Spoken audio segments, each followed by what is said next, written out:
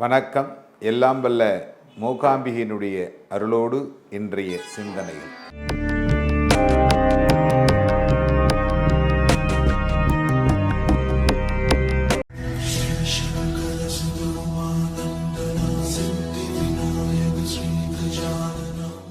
ஒரு கிராமம், அழகிய கிராமம். அந்த கிராமத்திலே ஒரு நாள் ஒரு சர்ச்சை எழுந்தது.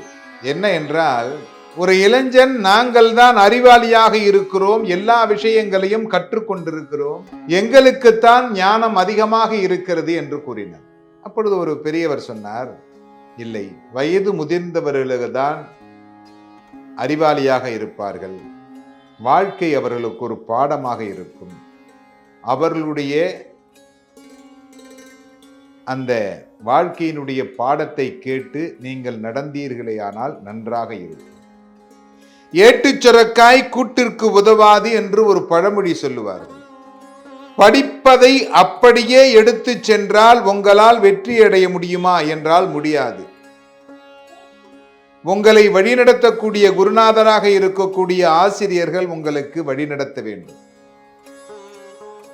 வழிநடத்தி அதை எப்படியெல்லாம் பயன்படுத்த வேண்டும் என்று உங்களுக்கு தெரியப்படுத்துவார். அப்பொழுது இந்த இளைஞருக்கும் முதியவருக்கும் ஒரு போட்டி வந்தது. இதில் யார் வெற்றி அடைகிறார்கள் என்று பார்ப்போம், யார் அறிவாளி என்பதை பார்ப்போம் அப்படின்னு சொன்னார். உடனே 2 பேருக்கும் 2 மரக்கண்கள் கொடுக்கப்பட்டது. பெரியவர் எடுத்துட்டு போய் அவருடைய தோட்டத்தில் ஒரு மரக்கண்ணை நட்டார். நட்டு தண்ணியை ஊற்றி அதை பார்த்துக்கிட்டு வந்தார். இந்த இளைஞர்கிட்ட ஒரு மரக்கண்ணு கொடுத்தாங்க. அதை கொண்டு போய் நட்டாரு, தண்ணி ஊத்தினாரு. தினமும் அதை கொண்டு போய் பார்த்து அதற்கு தேவையான உரங்கள் போட்டு அது நல்ல பல அழகா வளர்ந்துருச்சு. இந்த பெரியவர் நட்ட கண்ணு அப்படியே இருக்கு, இன்னும் வளரல. அப்பதான் கொஞ்சம் ஒரு 4 வரக்கடை மேல வந்துருக்கு மரக்கண்ணு. இந்த இளைஞர் நட்ட மரக்கண்ணு இருக்கு பார்த்தீங்களா, அது நல்லா வளர்ந்து உரம் அதிகமாக உரங்கள்லாம் போட்டு தண்ணி தினமும் ஊத்துறாரு, உரம் போடுறாரு, கரெக்டா போய் பார்க்கிறாரு. நல்லா வளர்ந்துருச்சு. அன்றைய தினம் மழை பெய்து கொண்டிருக்கிறது. நல்ல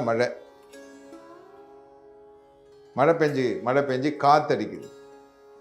காத்தடிக்கிற பொழுது இந்த இளைஞர் நட்ட மரக்கன்றுகள் வேறு பிடிமானம் இல்லாததனால் அது அடித்து செல்லப்படுகிறது. இந்த பெரியவர் நட்ட மரக்கன்று அப்படி இருக்கு. மறுநாள் காலையிலே இந்த பெரியவர் நட்ட மரக்கண்ணை வந்து பார்க்கிறார். எப்படி தாத்தா, இந்த மரக்கன்று அப்படியே இருக்கிறது? அவர் உடனே சொன்னாரு, அந்த மரக்கன்றுக்கு வேர்கள் ஓடி அதனுடைய இரையை, நீரை அது தேட வேண்டும்.